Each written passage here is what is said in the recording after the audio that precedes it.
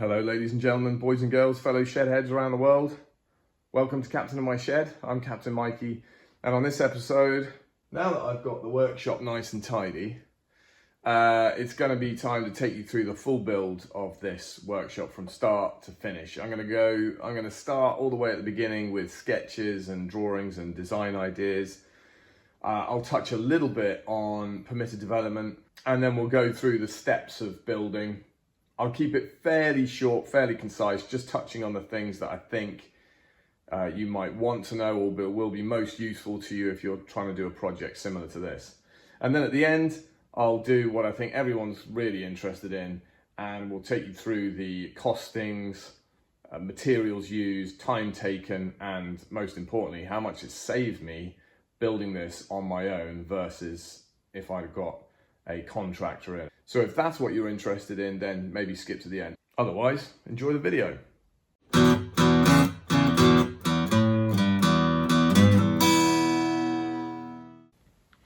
All right, I'll try to make this fairly quick. At the same time, give you the information that I think you might need.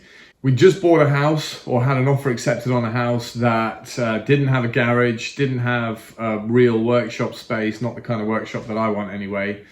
And so I knew even before we moved in that I was going to have to build a workshop. And I also knew I had a bit more space than I had before in which to build it, so it could be a decent size.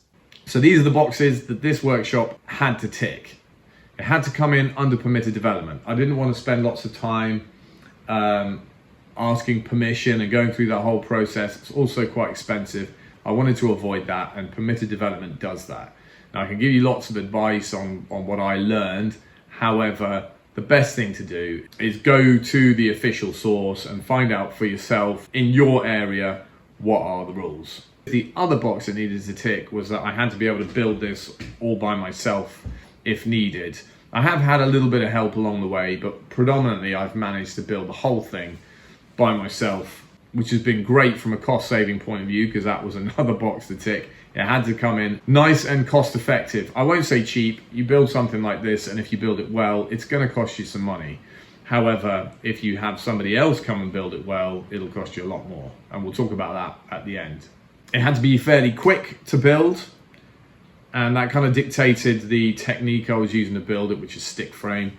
It had to be robust. This will outlast me. And it also had to look nice. It's right down the end of the garden, and our garden isn't so big that you can't see it. It is going to be an eyesore if it's ugly. So it needed to look nice, at least to me and my wife. I didn't want to put something at the end of the garden either that the neighbours were going to be unhappy with. And although there are quite a few outbuildings running down our road, I wanted this to look like it fitted, like it belongs, like it was something that you could look out the window and think, oh, how charming. So with that in mind, I put pen to paper, and we've come up with this. I've come up with this. That was my first sketch of the workshop. And if you've looked at the other videos, you know I'm not a million miles away from this. The double doors at the front are there, certainly with the overhang and a little bit of a deck there, that's there. It is a pitch roof design. Although my pitch is a fair bit shallower. The roofing material is changed. I was originally looking at SIPS panels, hence you can see those in the drawing. And it's wood clad. I haven't painted it grey. I've left it wooden. But a lot of the design cues I took from that sketch, and that was generated after doing a fair bit of surfing around Pinterest to get some good ideas. And with all of that done, I could get onto Shaper 3D and produce this digital image. Producing a digital image like this, if you've got the capability to do it, is really handy, because it means you can make a good assessment how much timber you're going to use, what materials you're going to use. You can also kind of almost build the workshop and get into the details before you actually tackle it in real life. That's a really handy thing if you have the skill set to get into a 3D modeling package. They're not too difficult either to get used to, so maybe have a look at Shaper 3D. It's a pretty user-friendly one. Not sponsored at all, just what I use. So we'll switch to voiceover mode and get building. I use these scraps of wood to lay out the base and give me a good idea how big I want the workshop to be and how much of the garden it's going to take up. And then I started digging the holes, 35 holes in total. They're going to be the footings for this base. And pretty quickly I learned that digging these 35 holes by hand was going to be backbreaking. So I hired in this post hole digger, and myself and my friend Chris got to work digging these holes. It was still hard work. You had to put a lot of downward pressure on this thing and at the same time try and prevent it from ripping your arms out of their sockets. But we got it all done inside about a day and a half, I reckon. 35 holes dug.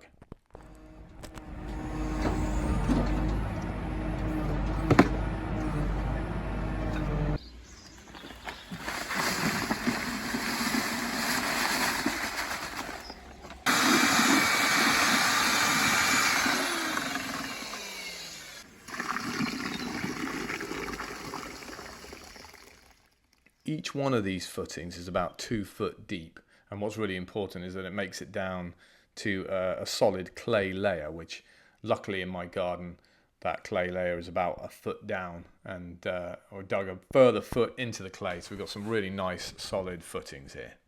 The last of 35 holes, almost done. What's the ratio, Dave? Water to postscrete? I put in 5 litres. Yeah. Only because you can mix nicely. It takes a little longer to set, but it still goes rock hard.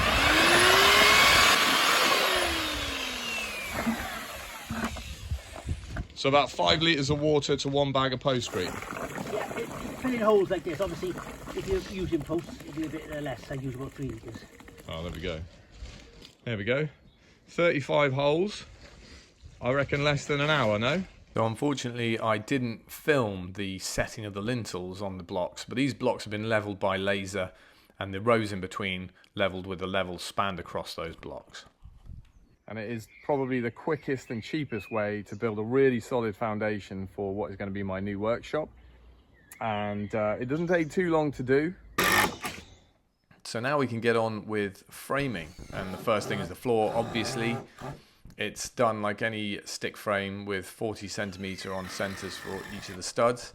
Built in 4 parts, because if it was 1 part, we just wouldn't be able to flip over the pieces, getting it ready to insulate.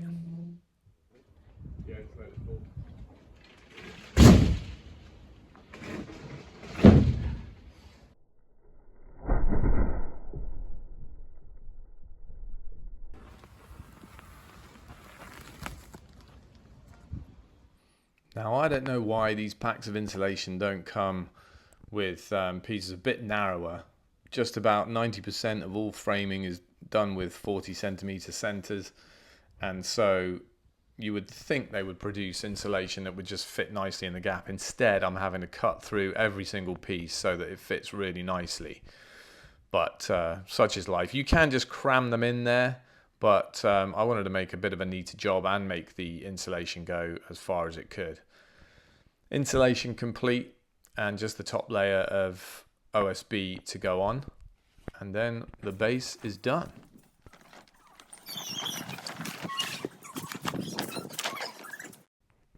Now, I find framing a building like this one of the most satisfying parts of the job, because it goes up nice and quick, and once you're done, you've got the skeleton of the building that you're putting together, and that's just really satisfying. Of course, there's still a lot to go after this, but this is a stage that I really like.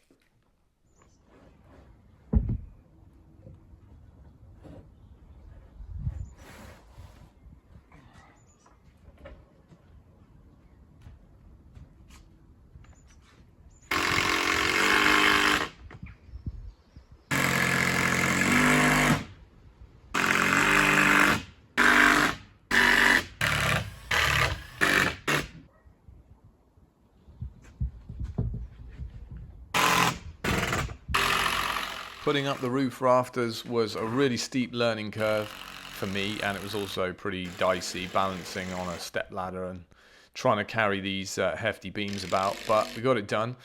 and I was really satisfied with the results. I've got to thank Robin Clevitt for his videos that he puts on YouTube. He's a brilliant carpenter, does some really good instructional stuff, so thanks for that. And yeah, look at that. It's all looking straight and level, and I was surprised myself.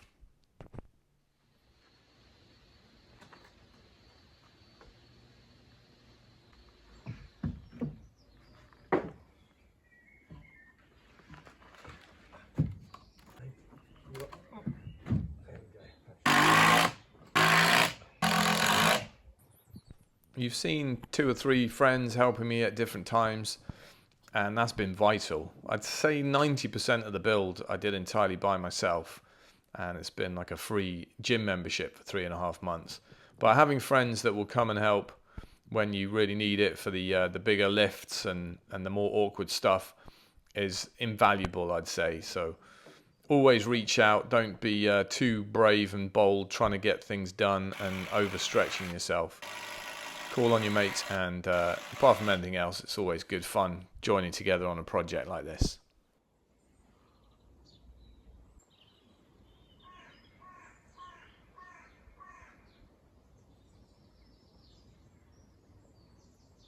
We are now pretty much there, ready to roof and start boarding and cladding the outside.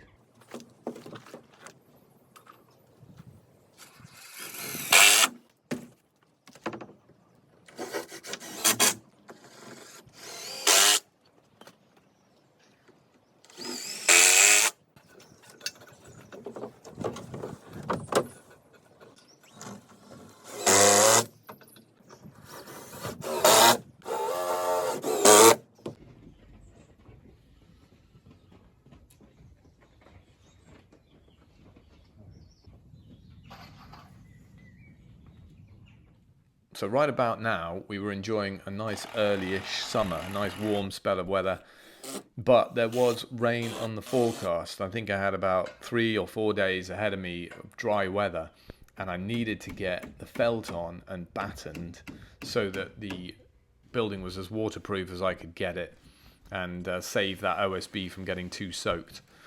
So the race is on a little bit here to get this felt down.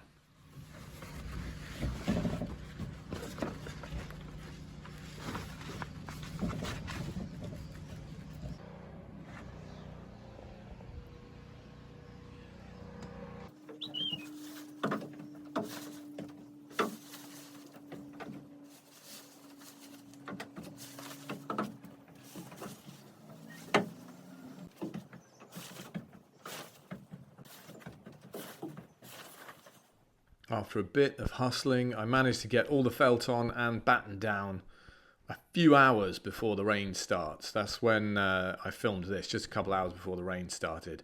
Snapping a line on your battens is a really good idea. It means you've got a nice straight line to work to, so even if your battens are a little bit wavy, which they often are, at least the line that you're putting your slates onto is nice and straight. And this is the first time for me doing slates, and that tip definitely helped me keep things nice and neat.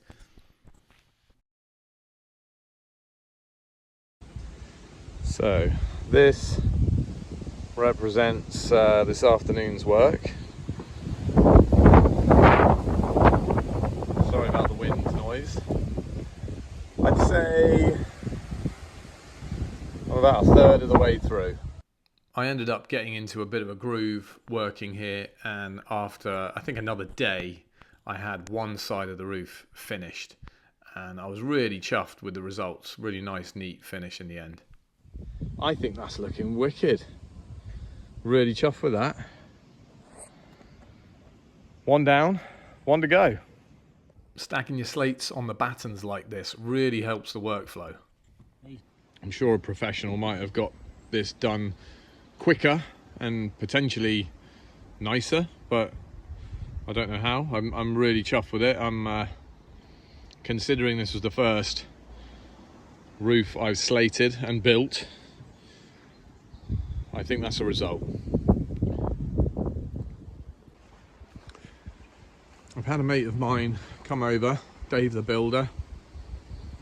He's come and helped me out quite a bit, So I know we've got a fair bit done that I haven't managed to capture on camera because, again, I'm trying to do this at some kind of a pace so that we're finished and can start organising things.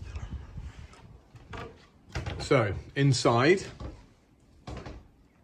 we have insulated and OSB boarded up to halfway all the way around the room.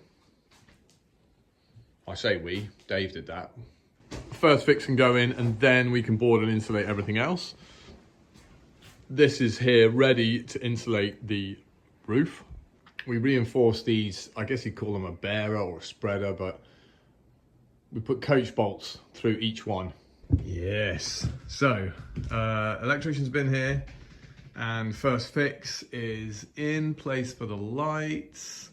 We've got the light units back here and yeah, place for switches all over the place. He's also started getting the king span or Celotex or other insulation is available into the roof space. So it's going to be a nice warm spot in here. And yeah, looking really good. Apparently by the time I get back from work tomorrow, he'll have this whole thing insulated and we won't be too far off ready for second fix. And then it's cladding and we're about there.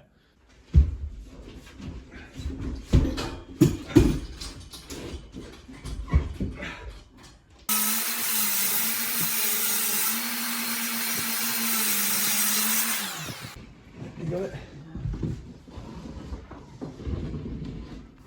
Come on. Okay. What are you looking at? How are you looking?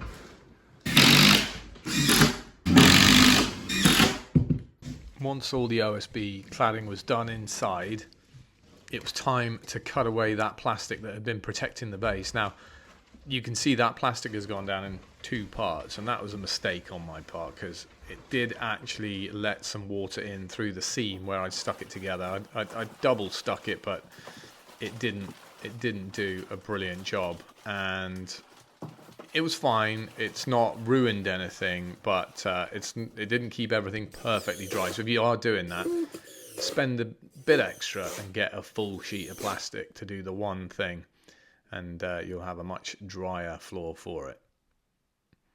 This floor tread paint that I used in my old workshop, and it's really good at turning an OSB floor into a much more permanent solution.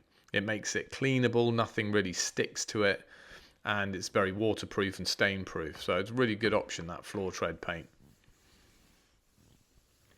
And then it's on to painting the inside, and I didn't get a lot of footage of this, or I did, but I lost a load of it unfortunately. So a little bit of undercoating, and then all of a sudden you'll see that the colour has gone on, and I didn't manage to get any footage of it, which is a bit of a shame.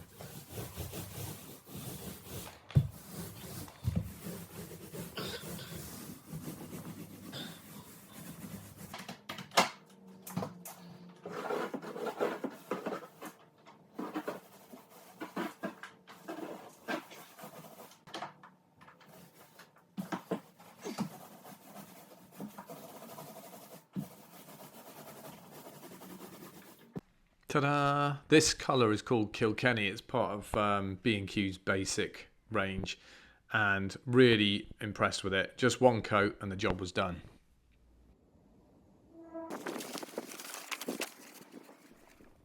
The addition of this felt all around the workshop now makes the workshop a completely waterproof space. There will be cladding to go on top, obviously, but this felt layer is going to help with damp once the cladding does go on. Even though it's nice and breathable, the wood, this will help even more. A lot of times you could put batten on top of this felt to make sure that whatever cladding you put on sits away from the surface, but there's such significant overhang on this building that the walls are not going to get soaked. They're not going to stay wet for a long period of time. And it's wood, so it will be nice and breathable anyway. And I've taken a fair bit of advice, including from Dave, who has done a lot of buildings like this, and we felt that ultimately the battens weren't necessary. We could clad directly on top of the felt.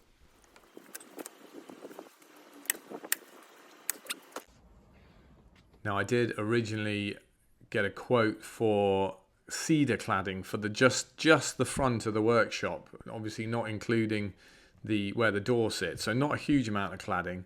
I think it came to £1,000 the quote, which is crazy. So instead we've got this tannalized pine. It's nice and thick. It's about 20 mil thick, so it's adding a good bit of strength to the workshop as well.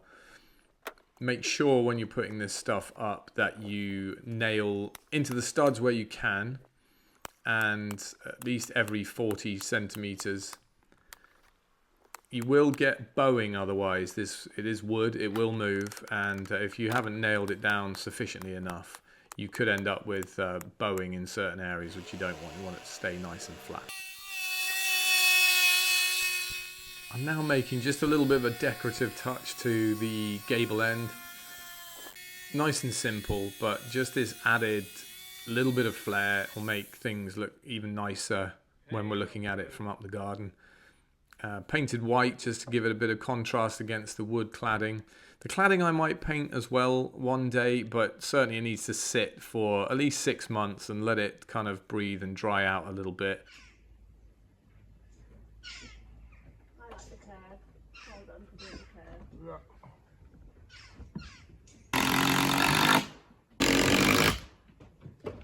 Who did this one for you? Because I didn't go on the side, did I? You didn't have to.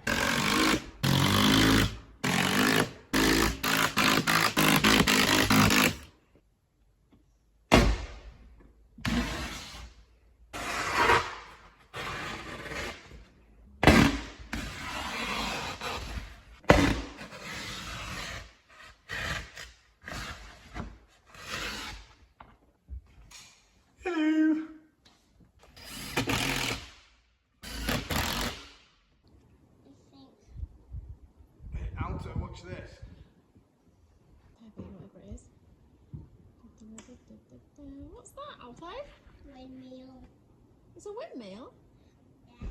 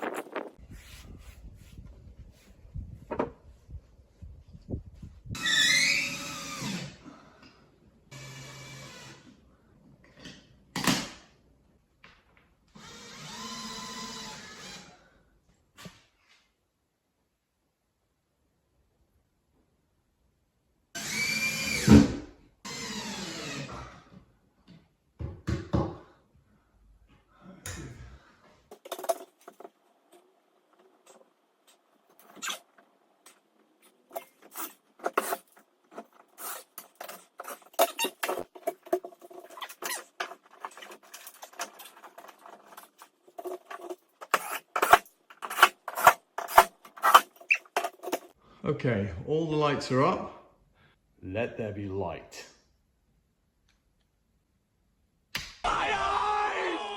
Ta-da!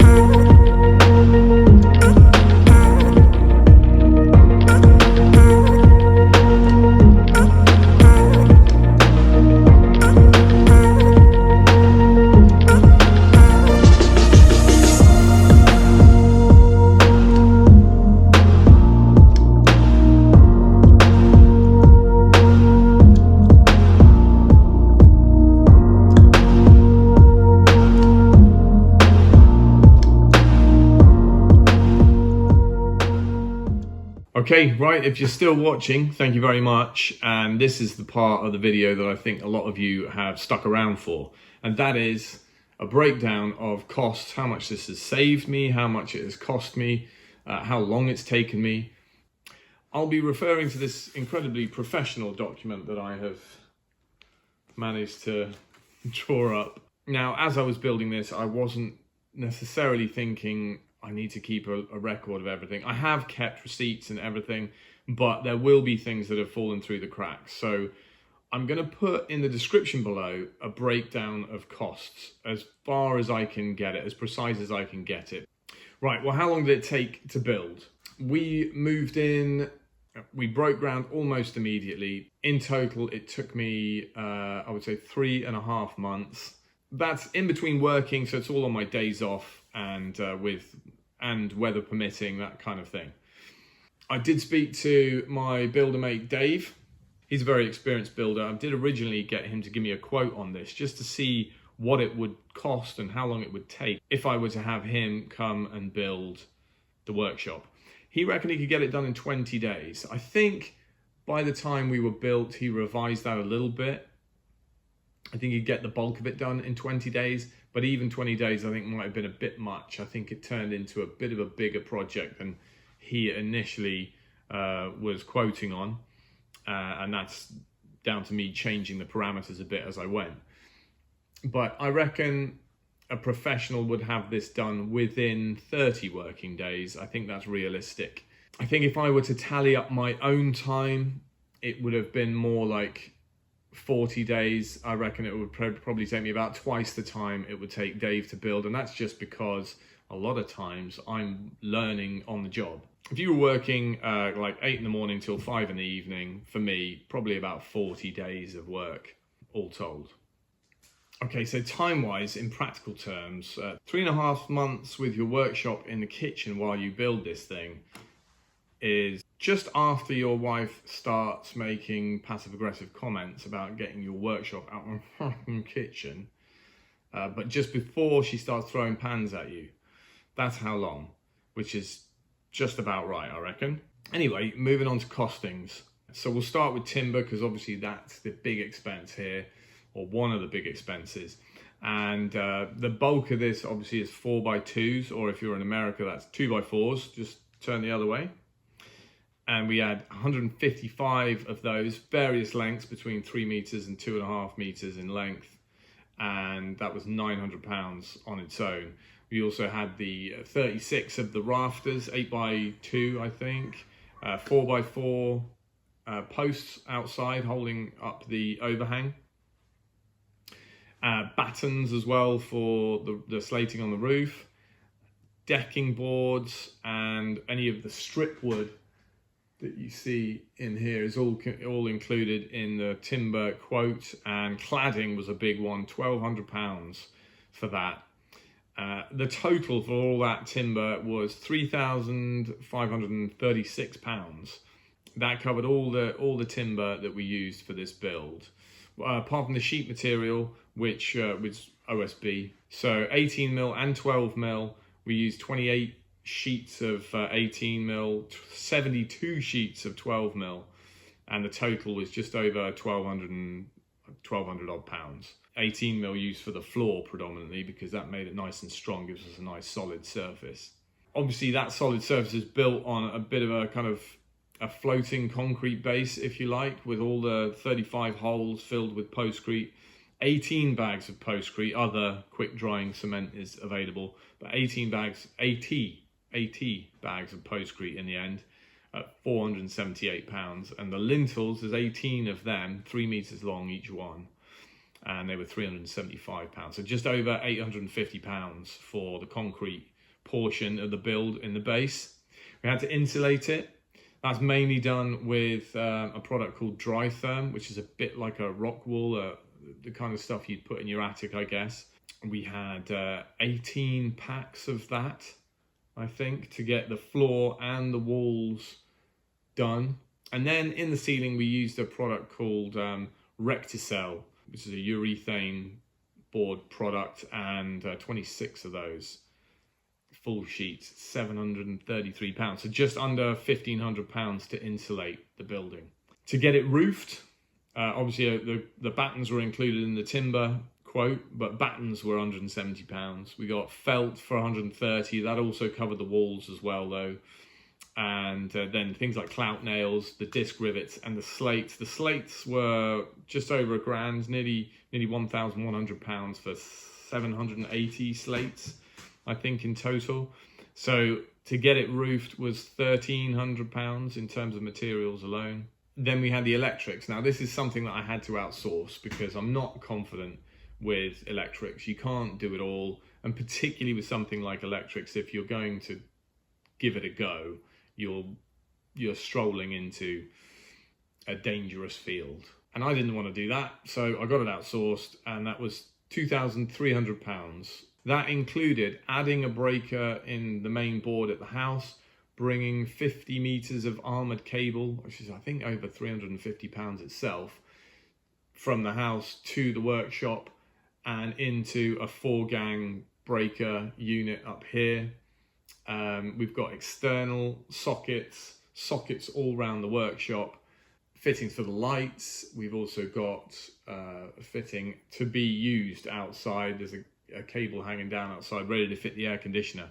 £2,300, I thought was a pretty damn good price. The last thing is the miscellaneous stuff. That breaks down the screws. We wire mesh underneath to prevent or help prevent any critters from trying to get in underneath and chew at the wood. Floor paint, wall paint, exterior paint, the guttering. Yeah, I think £1,300 is sensible. Two of the bigger expenses were the doors and the stained glass window, which I'm guessing you probably want to know about. The doors I found on Facebook Marketplace. They were £400. I had to go and pick them up myself, which is a bit of a mission because they're heavy as hell. But I've got a van, so I went and picked those up and got them fitted in. A little bit of jiggery pokery needed to get them fitting and closing nicely. But I think £400 for a set of solid Iroko garage doors with windows and hardware, I think that's a bargain. So I couldn't resist that. And yeah, they're looking fantastic. They look great. Then the window was a piece of stained glass that I thought I wanted something interesting in there. I think in the sketch here, I have this kind of diamond shaped window, and I think that started me thinking I'd like to have a focal piece, not just a boring window up there, something interesting. And I happened to be searching and found on eBay that was being sold in Cardiff flea market for, I think I bought it for £125. And then I put it into, well, I didn't put it into, I had it put into a double glazed unit for another £225. So 350 quid for the window. And that, I think, completes the roundup of kind of separate costings. So there was one other quite large expense, and that was I did employ my friend Dave for some labour. So he helped me out right at the beginning. You saw him helping me out with the base. I dug all the holes, but he came, filled and levelled and made a really nice solid base with the lintels ready for me to crack on with the woodwork. And he did that very quickly. And he also helped me at the very end of the project. In total, I think he helped me for about 15 or 16 days. I paid him £3,600 for that labour, which is crazy cheap for what he brought to the project, and he helped me get it across the line when I was starting to flag towards the end there. And so I'll give you two prices, one with his help and one had I just carried on by myself. Bear in mind though, I'd probably still be building it now. The total in materials was £11,000. I've rounded up to 11,000 because I think there will be things that I've forgotten, little elements that I've not included by accident. But I think that's pretty sensible. 11,000, and that's all in for the materials to build this. If you're in the UK, you're going to have to add VAT to that. So let's give that multiplied by 1.2. This is 20% VAT in the UK. That turns it 11,000 into £13,200. Still a really good price to have this at the end of the garden. With Dave helping me, that turns into 4,600 before VAT and £17,520 after. I think that's still pretty awesome. I had Dave quote actually as if I were a brand new customer asking for this to be built, and he said this would easily be in the £40,000 region. It would depend where you are in the country.